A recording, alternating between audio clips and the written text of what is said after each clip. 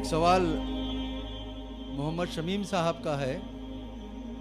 وہ کہتے ہیں کہ دلیل دی جاتی ہے کہ ہر نفس جو کرتا ہے وہ پہلے سے طے شدہ ہے، پھر ہم اچھے اور برے عمل و فعل کیسے کریں یا کرتے ہیں؟ یہ بڑا پیچیدہ مسئلہ ہے قدر کا. تقدیر کا جو تصور ہمارے ذہنوں میں ہے وہ صحیح نہیں ہے. قدر کہتے ہیں اندازے کو، ایویلویٹ کرنا، کسی چیز کی قدر و قیمت کا اندازہ کرنا. اللہ نے ہر جاندار کے لیے ایک اندازہ مقرر کر دیا. مثلا چھوٹی سی چڑیا ہے اور وہ ہوا میں اڑتی پھر رہی ہے. انسان ہوا میں نہیں اڑ سکتا. مشین بنا کر ہوائی جہاز میں اڑ جائے، خود تو نہیں اڑ سکتا. تو یہ ہر نوع کی ایک تقدیر ہے.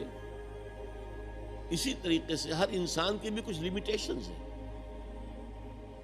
ہر انسان کو دو چیزیں ملتی ہیں جس میں اس کا کوئی دخل نہیں. اسے والدین کی طرف سے جینز مل رہے ہیں، اس کے اثرات اس کی شخصیت پر ہوں گے.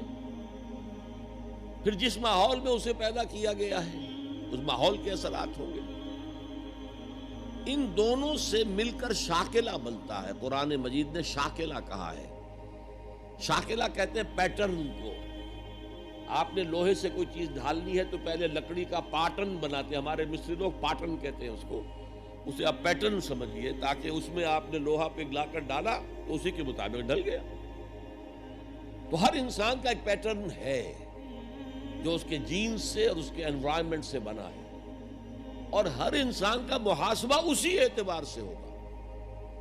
اگر کسی کے شاکلہ میں 100% نیکی کا اللہ تعالی نے صلاحیت رکھی تھی اور اس نے 40% کی ہے، وہ مارا گیا. جس کے اندر رکھی 50% دی، اس نے 40% کر لیا، کامیاب ہو جائے گا. لا یکلف اللہ نفسا الا وسعها. Every individual will be judged according to what was given to him by Allah subhanahu wa ta'ala. لیکن تقدیر کا مطلب یہ نہیں ہے that we are bound to do something. No. There is no predestination. It's only pre-knowledge. اللہ نے مجھے اختیار دیا، چاہے یہ کرو چاہے وہ کرو، اما شاکرا و اما کفورا. فمن شاء فلیؤمن ومن شاء فلیکفر. جو چاہے ایمان لائے، جو چاہے کفر کا اختیار کر لے. لیکن اللہ کو معلوم ہے کہ تم کیا کرو گے. یہ پری نالج ہے اللہ کا، پری ڈیسٹینیشن نہیں ہے. اللہ نے مجبور نہیں کیا ہے. ہاں وہ لمیٹیشن جو آپ کی شخصیت کے اندر ہے وہ اپنی جگہ ہے، لیکن نیکی اور بدی، خیر اور شر، حق و باطل کا چوائس آپ کو دیا ہے. اما شاکرا و اما کفورا. اور فمن شاء فلیؤمن ومن شاء فلیکفر. This free will is with you and you will be adjudged on the basis of this free will. البتہ کتنی نیکی تم کر سکتے تھے اتنی کر لی، کامیاب، چاہے وہ مقدار میں کم ہو. اب جب غزوہ تبوک کے موقع پر حضور نے مسلمانوں سے کہا یہ جیش العسرہ ہے، ساز و سامان چاہیے، اب لاؤ پیسے پیش کرو. حضرت ابوبکر نے اپنا سارا اثاثہ لا کر رکھ دیا. پوچھا اپنے بال بچوں کے لیے کچھ چھوڑ کر آئے ہو؟ کہ کچھ نہیں چھوڑا. صدیق کے لیے ہے خدا کا رسول، بس اللہ کا نام چھوڑ کر آیا. اب حضرت عثمان نے بہت دولت دی اس وقت. ایک غریب انصاری، اس نے ساری رات ایک یہودی کے باغ میں وہ کنویں سے پانی کھینچ کر باغ کو سیراب کیا. صبح کو اسے کچھ کھجوریں مل گئی اجرت کے طور پر. اس نے آدھی لا کر اپنے بال بچوں کو دے دی، گھر کا نفقہ، نان نفقہ شام تک کے لیے. آدھی حضور کے سامنے لا کر رکھ دی. جو منافقین موجود تھے انہوں نے تمسخر اڑایا. ہاں جی ہاں، بغیر ان کھجوروں کے تو یہ لشکر جا ہی نہیں سکتا، یہ تو بڑا، یہ تو بہت. حضور نے کیا کہا؟ ان کھجوروں کو اس پورے ڈھیر کے اوپر پھیلا دو، اللہ کی نگاہ میں یہ اس پورے ڈھیر سے زیادہ بھاری ہے. آپ جو کچھ کر سکتے ہیں کیجئے.